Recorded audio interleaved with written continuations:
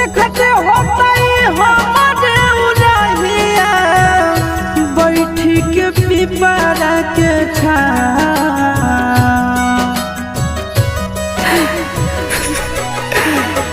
देखते होता हमारे उड़हिया